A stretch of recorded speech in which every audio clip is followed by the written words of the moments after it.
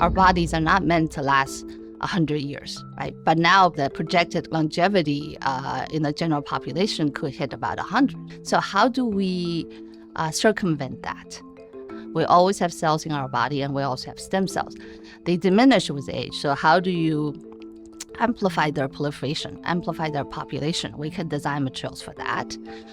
Or you can design replacements. If something is broken, we could put something in that work just as well as before, or in the not so distant future, maybe works better than what you have, right? So that when you're 100, you could still run in the New York Marathon without being injured.